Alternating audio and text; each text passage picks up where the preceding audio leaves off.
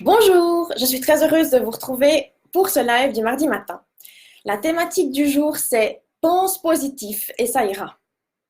Ça fait l'idée du petit live de ce matin, c'est vraiment de remettre un petit peu l'église au milieu du village. J'aurais peut-être dû commencer par ça, mais c'est pas grave, je le fais aujourd'hui. Ça fait plusieurs semaines que je vous parle de pensée positive, de booster votre état d'esprit, de voir un petit peu si vous avez envie de changer, quel est votre état d'esprit pour pouvoir effectivement ancrer le changement. Alors, si je vous le dis aujourd'hui, c'est parce qu'en fait, j'ai eu une cliente qui a commencé il y a récemment et qui m'a dit, oui, moi, je fais beaucoup de développement personnel, je lis des choses, je fais des stages, j'ai bien compris qu'avoir un état d'esprit positif m'aiderait, j'ai bien compris que être en gratitude, ce serait sympa pour ma vie, etc., etc.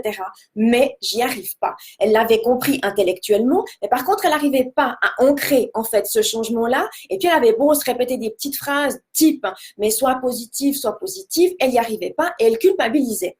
Donc, l'idée ici, dans un premier temps, c'est de vous dire que tous les petits exercices que je vous ai proposés, c'est en aucun cas pour vous faire culpabiliser.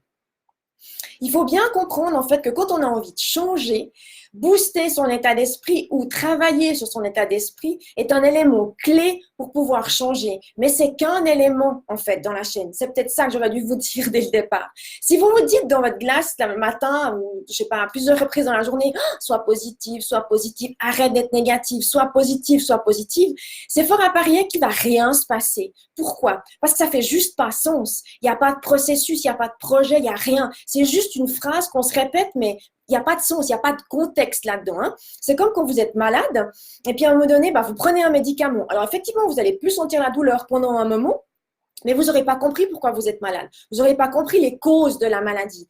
Donc, faire des petites phrases et booster son état d'esprit, juste comme ça, je dirais un peu dans le vide, va vous servir à rien.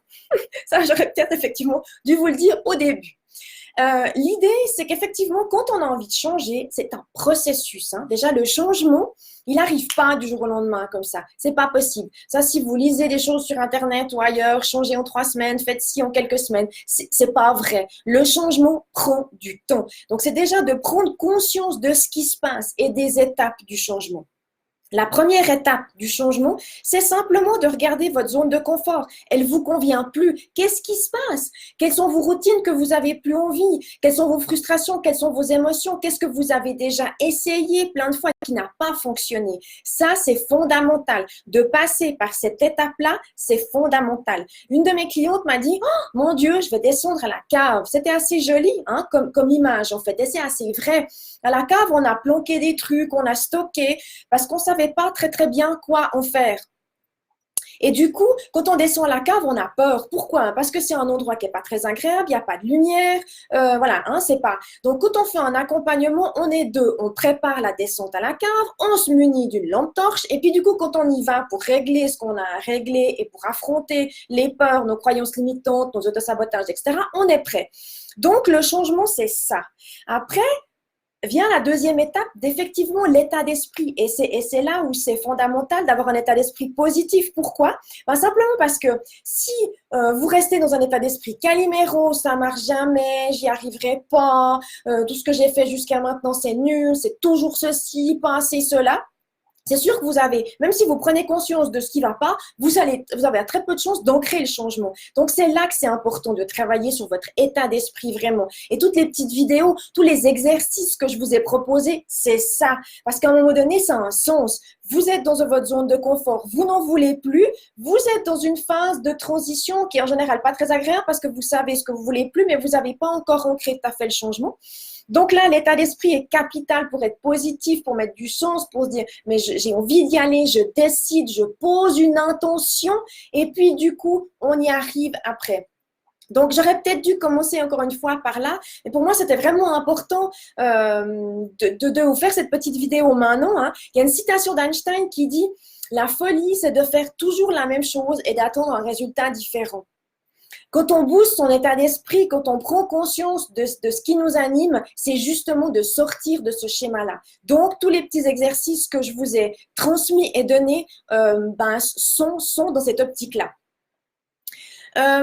Donc, oui, encore quelques mots peut-être sur ma méthode. Moi, j'ai créé une méthode qui s'appelle Renaissance. Il y a plusieurs étapes et il y a vraiment une étape qui est traverser j'ai appelé ça traverser le pays de l'ombre. c'est d'aller vous confronter à vos peurs, à vos incertitudes, à vos croyances, à vos mécanismes d'auto-sabotage, hein, parce qu'on a vu aussi que le mental parfois peut nous être, enfin, ça peut être compliqué avec notre mental de voir pourquoi il nous bloque quand on a envie de changer. Ensuite, c'est découvrir le rayonnement personnel, c'est découvrir qu'est-ce qui vous met en joie, qu'est-ce qui vous fait plaisir, c'est découvrir votre mission de vie, c'est découvrir pourquoi vous êtes là, c'est découvrir qu'est-ce qui vous met en joie au quotidien. Donc ça, c'est vraiment le bonheur. Et puis, à ce moment-là, on peut ancrer le changement. C'était un petit peu la vidéo que je voulais vous faire aujourd'hui. Sachant que voilà, j'ai fait plusieurs lives sur vraiment le mental, le cerveau, hein, les petits exercices pour booster votre état d'esprit. Et puis maintenant, j'aimerais aborder une autre thématique que j'aborde aussi, qui est le corps. Parce que notre corps nous parle. Alors, on n'a pas appris à l'écouter en général, on a très très envie de le maîtriser plutôt que de l'écouter.